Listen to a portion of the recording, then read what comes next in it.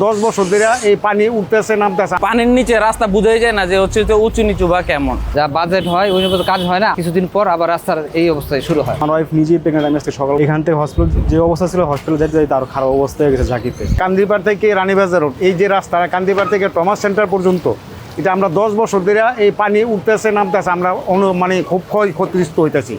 আর ইদানিং 3-4 মাস ধরে যে রাস্তার কাজ ধরছে, আরও আমাদের অনেক সমস্যা হচ্ছে।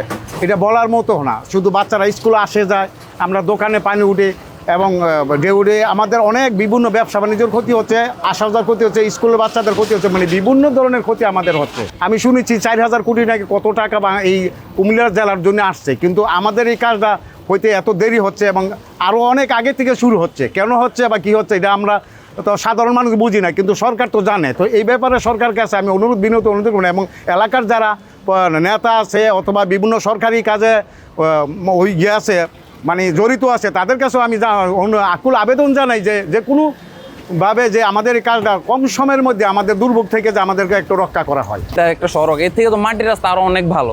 কারণ হচ্ছে এটা নষ্ট হয়ে এমন অবস্থা আছে, আমি ওই দিন বাইক নিয়ে যাইতেছিলাম, 2-3 বার পড়তে নিয়েছিলাম যে হচ্ছে পানির নিচে রাস্তা বুঝাই যায় না যে হচ্ছে উঁচু নিচু বা কেমন।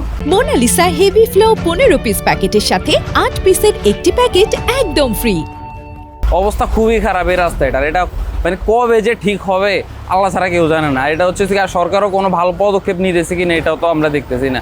কারণ হচ্ছে এটা 2 দিন পর দেখি হালকা 2-1টা জায়গার মধ্যে ইট দিয়ে দেয়, জাস্ট আর কিছুই করে না। তো হচ্ছে ইট দিলে তো আর এইসব ব্যস্ততম সড়ক ঠিক হয় না। এগুলোর জন্য হচ্ছে একবারে পরিকল্পিতভাবে খুব ভালো একটা রাস্তার দরকার। ঠিকই আমাদের শুধু ওই রাস্তাটা না, আমাদের যে মেডিকেল যাওয়ার রোড, যে কুমিল্লা মেডিকেল কলেজ, ওই জায়গার রাস্তাটার অবস্থা খুবই খারাপ। এক তো হচ্ছে রাস্তার প্রশস্তটা খুবই কম, তার উপরে হচ্ছে যে রাস্তার অবস্থা খুবই খারাপ। কোনো যদি রুগী ওই দিক দিয়ে নিতে যায় তখন হচ্ছে রুগী ভালো করার জন্য নিবে, কিন্তু হচ্ছে আরও বেশি অসুস্থ হয়ে যাবে, কারণ রাস্তার অবস্থা এতই পরিমাণ খারাপ। তার উপর হচ্ছে এই পিজের সামনে জ্যাম, বিভিন্ন কারণে আমার যাইতে লেগে গেছে হচ্ছে 1-1.5 ঘন্টার উপরে, যে জায়গার মধ্যে এখান থেকে এখানে জাস্ট হচ্ছে সর্বোচ্চ গেলে 5 থেকে 7 মিনিটের রাস্তা, কিন্তু এই রাস্তা ভাঙা এবং কি হচ্ছে ইয়ার কারণে কম প্রশস্ততার কারণে হচ্ছে এই রাস্তা দিয়ে যাওয়া খুবই মুশকিল হয়ে যায়। আর অন্যান্য যেসব সড়ক আছে যেমন এই যে নজরুল অ্যাভিনিউর এই সড়কটা, এটার অবস্থাও খুবই খারাপ। কুমিল্লা একটা মেন শহর, এরপরও এখানে যে রাস্তাঘাটের যে অবস্থা, একটু ভাঙা শুরু হইলে এটা আস্তে আস্তে ভাঙতেই থাকে, এটা কখনো সলভ হয় না। তো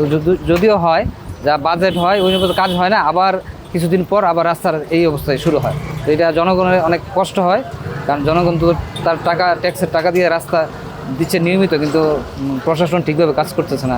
এখানকার অনেক কর্মসংস্থান আছে, যেখানে আপনার গার্মেন্টস, তারপর হচ্ছে বিজনেস জায়গা, আর একটা পুরো রাস্তা হচ্ছে আপনার হসপিটাল এখানে আপনার কোনো একটা বৃদ্ধ লোক বা কোনো একটা প্রেগনেন্সি মহিলা যাইলে খুবই খারাপ অবস্থা হবে। তারপর মনে হচ্ছে আমি নিজে, কারণ আমার ওয়াইফ নিজেই প্রেগনেন্ট। আমি আজকে সকালবেলায় তাকে হসপিটালে নিয়ে গেছি।